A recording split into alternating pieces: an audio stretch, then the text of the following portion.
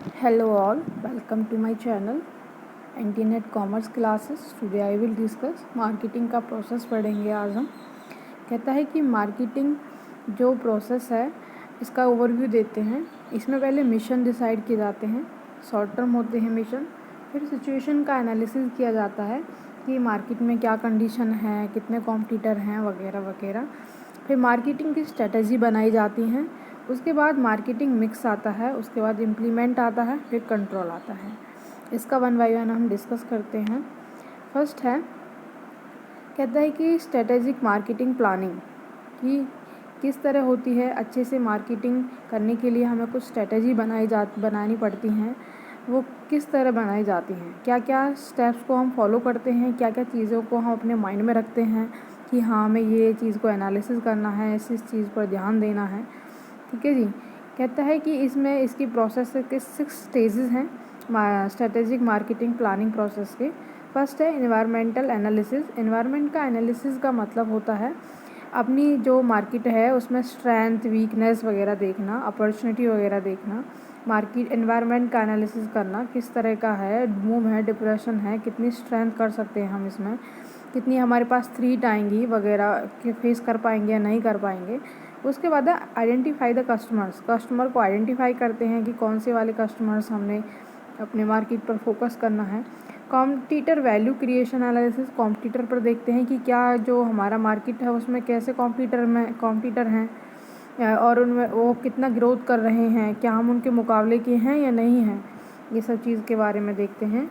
और marketing mix 4P का analysis करते हैं, फाइनेंशियल एनालिसिस करते हैं और बजट बनाते हैं, इम्प्लीमेंट कर देते हैं और फिर उसका कंट्रोल करते हैं। कंट्रोल मतलब फिर उसे चेक करते हैं। इसका स्टेप वाइज पढ़ेंगे। पहला है इन्वायरमेंटल एंड इंडस्ट्रियल एनालिसिस। क्या होता है इसमें, जो इन्वायरमेंटल एनालिसिस है ना, असेसी जो है external uncontrollable variables that may be impact the business plans.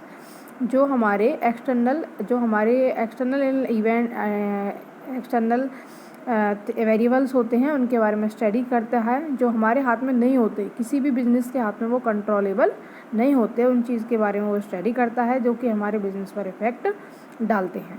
कहता है कि एग्जांपल क्या है एनवायरमेंटल फैक्टर, किस किस फैक्टर को वो स्टडी करता है। जैसे कि इकोनॉमी जो है वो हमारे आउट ऑफ हैंड होती है, मतलब उसे हम कंट्रोल नहीं कर सकते, अनकंट्रोलेबल होती है किसी भी कंट्री की, एक बिजनेसमैन के हाथ में नहीं होता। ठीक है जी। उसके बाद है कल्चर भी हर एक का अलग अलग होता है। जैसे कि हिंदूज़ का अलग होता है, मुस्लिम्स का अलग होता है, तो ये भी हमारे हाथ में कंट्रोल नहीं होता। इस चीज़ के बारे में स्टडी करते हैं। उसके बाद टेक्नोलॉजी भी बहुत ही डिफ़िकल्ट है प्रेडिक्ट करना कि आने वाली फ्यूचर में ये हो सकता है कि हमने पहले वाले लैपटॉप कैसे होते थे, वो कंप्यूटर्स जो होते थे वो ऐसे पीछे वाला मतलब भारी होते थे, ज़्यादा वेट होता था उनमें, स्पीड भी इतनी नहीं होती थी। बट अब बिल्कुल थिन आ गए हैं और अच्छे से वो प्रोसेस करते हैं। मतलब टेक्नोलॉजी जो है ना वो चेंज होती रहती है, उस चीज़ के बारे में भी स्टडी करना ज़रूर होता है मार्केटिंग में। कहता है कि इकोनॉमी को स्टडी करता है, कल्चर को और टेक्नोलॉजी को, इन्वायरमेंटल फैक्टर्स में। उसके बाद आता है आइडेंटिफाई द कस्टमर्स को आइडेंटिफाई करता है। Customer is a form of person who by the product. ठीक है जी। मतलब उस जो कस्टमर होता है वो वेरी वेरी वेरी इंपॉर्टेंट होता है हमारे बिज़नेस के लिए। ठीक है जी। कस्टमर ही नहीं होगा तो बिज़नेस कैसा, तो इसीलिए कस्टमर को आइडेंटिफाई करता है कि कौन सा हम प्रोडक्ट बनाएंगे, किस तरह से जो हमारे कस्टमर्स हैं उन्हें मोटिवेट कर सकते हैं, परस्यू कर सकते हैं अपनी गुड्स को परचेज करने के लिए। इस तरह कस्टमर की स्टडी करता है। कहता है कि हमने जो प्रोडक्ट बनाना है ना वो किसी मार्केट को कंसंट्रेट कर कर बनाना है। अगर हम चाइल्ड के लिए प्रोडक्ट बना रहे हैं तो चाइल्ड के हिसाब से ही एडवर्टाइजमेंट उन्हें परस्यू करेंगे। जैसे कि और अगर हम मतलब यंग पर्सन्स के लिए बना रहे हैं तो उनके हिसाब से एडवर्टाइजमेंट वगैरह करेंगे। मतलब कस्टमर को आइडेंटिफाई करना और फिर उन्हें परस्यू करना, उसको किस तरीके से वो क्या पसंद करते हैं, क्या ना पसंद करते हैं, इस चीज़ के बारे में स्टडी करना, अपने कस्टमर का आइडेंटिफिकेशन करना, फिर उनका सेगमेंट वगैरह बनाना। सेगमेंट भी पढ़ेंगे आने वाली वीडियोस में। उसके बाद आता है, कहता है कि कॉम्पिटिटर वैल्यू क्रिएशन एनालिसिस। हम अपने कॉम्पिटिटर को अपने बिजनेस से कंपेयर करते हैं। कहता है कि जो हमारा कॉम्पिटिटर है वो किस स्टेज पर है और हम किस स्टेज पर हैं। ठीक है जी। क्या हम उसके लेवल के हैं या नहीं हैं, इस चीज़ के बारे में स्टडी किया जाता है। और मार्केटिंग मिक्स भी हम आगे पढ़ेंगे। इसमें मार्केटिंग 4Ps में आता है, प्लेस, प्राइस, प्रमोशंस और क्या आता है, एक और आता है प्रोडक्ट। ओके, उसके बाद है फाइनेंशियल एनालिसिस एंड बजटिंग। बिना फाइनेंस के तो बिजनेस इज नथिंग, कुछ भी नहीं है। ठीक है, आपने फाइनेंस को माइंड में रखकर ही सारे फैक्टर को वो एनालिसिस करता है, बजट बनाता है कि हाँ इतनी बजट में हमारा ये प्रोडक्शन हो जाना चाहिए, हमें इतना प्रॉफिट हो जाना चाहिए। उसके बाद है इम्प्लीमेंटेशन कंट्रोल। जो भी रूल रेगुलेशन वो बनाता है उसके बाद उसे इम्प्लीमेंट करता है और फिर उसे कंट्रोल करता है। कंट्रोल का मतलब है कि वो चेक करता है कि जो हमने स्टैंडर्ड डिसाइड किए थे, जो हमने बनाया था कि इतना हमें प्रॉफिट हो जाना चाहिए, क्या वो हो पाया या नहीं हो पाया, क्या हमारी रूल और हमारी जो प्लानिंग थी उनके हिसाब से ही सब कुछ हुआ है, अगर नहीं हुआ तो क्यों नहीं हुआ, उसके लिए क्या डिसीजंस लिए जा सकते हैं। ये इसका मार्केटिंग का प्रोसेस था। ठीक है जी, उसके बाद हम पढ़ते हैं मार्केटिंग मिक्स। मार्केटिंग मिक्स जो है वो बहुत ही इंपॉर्टेंट होता है। कई बार आपको ऑप्शंस दे दिए जाएंगे,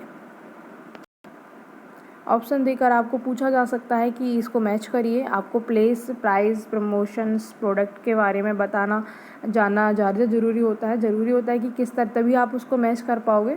ठीक है जी, इसीलिए। और कई बार ये भी पूछा जा सकता है कि जो 4 Ps थे किसने दिए थे, वगैरह वगैरह। जो मार्केटिंग मिक्स था ना, वो किसने दिया था, MC कार्ती ने दिया था, जिसमें आता है product, price, placement and promotions. अब हम पहला पढ़ते हैं प्रोडक्ट। प्रोडक्ट का मतलब होता है कोई आइटम, कोई ऐसी सर्विस जिसे हम कस्टमर हमारे जो सेटिस्फाई हो जाए, उसकी नीड्स जो वांट है वो सेटिस्फाई हो जाए। ठीक है जी, हम उस प्रोडक्ट या उस आइटम को रिप्रेजेंट करें, उस आइटम और प्रोडक्ट को कस्टमर को दें जिससे कि उसकी नीड्स या वांट्स जो है वो सेटिस्फाई हो जाए। To effectively market a product and service, it is important to identify what differentiate it from the competing product and service. कि अब प्रोडक्ट के बारे में स्टडी करना है कि हमारा जो प्रोडक्ट है हम अपने कॉम्पिटिटर से किस तरह उसे अलग बना सकते हैं। It is also important to determine if the other product and service can be market in the conjunction with. कहता है कि हमारा जो प्रोडक्ट है वो अच्छे से ग्रोथ करे, उसके लिए हमें सारा प्रोडक्ट के बारे में स्टडी करना ज़रूरी होता है। ठीक है, उसके बाद हम पढ़ते हैं प्राइस। प्राइस जो है, प्राइस इस तरह होना चाहिए कि हमारा जो कस्टमर है वो उसे अफोर्ड कर पाए। ऐसे नहीं होना चाहिए कि हमने गुड्स तो बना दिया बट प्राइस उसका इतना हाई कर दिया कि जो जहाँ पर हमने अपनी फर्म खोली है वहाँ के कंज्यूमर उसे अफोर्ड ही नहीं कर पाते। ठीक है जी, जैसे कि हमारे यहाँ कोई बहुत बड़ी शोरूम खुल जाए ज्वेलर्स का, और मतलब हमारे यहाँ नहीं, कहीं भी खुल जाए जहाँ गरीब इलाका हो, जैसे कि भूटान में हम जाकर कुछ ऐसा प्रोडक्ट बेचने लगे जहाँ बहुत ही एक्सपेंसिव हो सकता है, और बहुत ही जैसे झुग्गी झोपड़ी वाले होते हैं वहाँ जाकर ज्वेलर्स की शॉप खोल लें, क्या ये पॉसिबल है? वो परचेज़ कर पाएंगे? नहीं कर पाएंगे ना। तो अपनी शॉप भी वहीं खोलनी चाहिए, ये प्लेस में आएगा। बट प्राइस किससे रिलेटेड है कि प्राइस हमें अपनी गुड्स का इस तरह रखना चाहिए कि हमारे जो कंज्यूमर्स हैं वो उसे अफोर्ड कर पाएँ, उसे परचेज़ कर पाएँ। जैसे कि बहुत महंगी हमने किसी भी चीज़ का मतलब बहुत ही ज़्यादा प्राइस रख दिया तो उसे कि वो ना खरीदें। ठीक है जी, प्राइस में आता है the sale price of the product reflect what the consumer are willing to pay for it, कि वो उसे पे करना चाहता भी है नहीं करना चाहता। मार्केट प्रोफेशनल्स को नीड होती है, ज़रूरत होती है वो कॉस्ट से रिलेटेड सारे एस्पेक्ट को स्टडी करें, जैसे कि research, development, manufacturing, marketing, distributions, cost based pricing रखें। कहता है कि जो प्राइसिंग है ना वो इस तरह होना चाहिए कि जो कंज्यूमर है वो उसे सेटिस्फाई हो जाए कि हाँ इतना प्राइस तो इसका होगा ही होगा, उसकी क्वालिटी, उसकी वैल्यू। ठीक है जी, मतलब प्राइस उसके अफोर्ड में होना चाहिए कि वो उसे परचेज़ कर सके। ये प्राइस के बारे में था। उसके बाद हम पढ़ते हैं प्लेसमेंट। प्लेसमेंट का मतलब होता है प्लेस। ठीक है जी, उस जगह उपलब्ध कराना किसी गुड्स को कंज्यूमर के लिए जहाँ से वो आसानी से परचेज कर सके। This type of product sold in is important consider when the determine area of the distribution. कहता है कि इस पॉइंट्स में हम डिस्ट्रीब्यूशन का एरिया डिसाइड करते हैं कि कहाँ कहाँ हमें डिस्ट्रीब्यूशन करना है, किस तरह से करना है।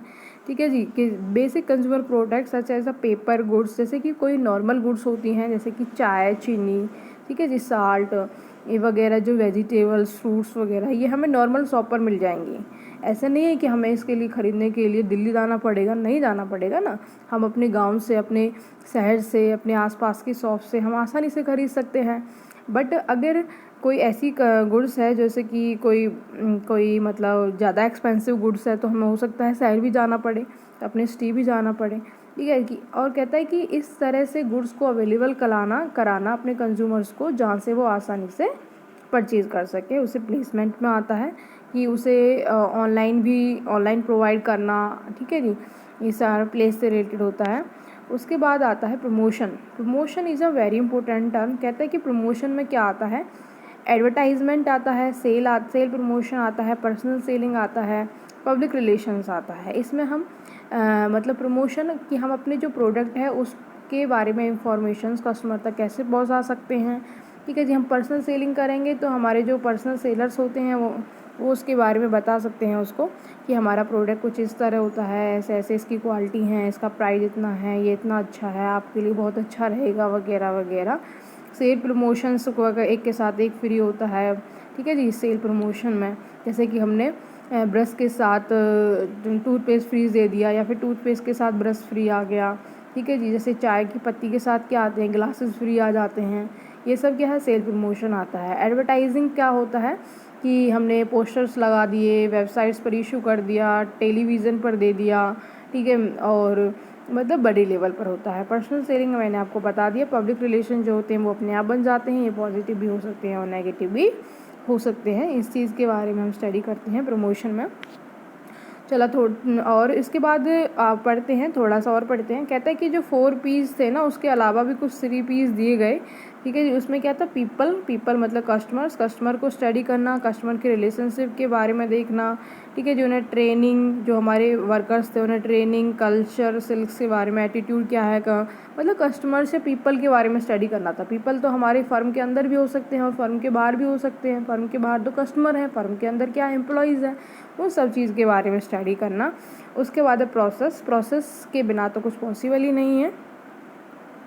प्रोसेस में क्या आता है कि हम उस एक्टिविटी, उस सीक्वेंस के बारे में स्टडी करते हैं। जैसे कि हमारा प्रोडक्ट जो है वो प्रोड्यूस हुआ है, कि एक्टिविटी सीक्वेंस क्या है, हमारी कितनी एक्टिविटीज़ में हम किसी गुड्स को प्रोड्यूस कर सकते हैं। ठीक है जी, और क्वालिटी मैनेजमेंट क्या है, कस्टमर पार्टिसिपेशन क्या है, डिलीवरी प्रोसेस क्या है। हम प्रोसेस के बारे में डिसाइड करते हैं कि जो हमारा प्रोडक्ट है वो कैसे प्रोड्यूसर से कस्टमर तक गया, उसकी क्या सीक्वेंस रही, कितनी एक्टिविटी हुई, और इसमें कोशिश करते हैं कि नंबर ऑफ़ एक्टिविटी कम हो। उसके बाद है प्रोडक्टिविटी का मतलब होता है एफिशिएंसी ऑफ वुमेन, कि वो कितनी देर में कितना प्रोडक्ट प्रोड्यूस करता है।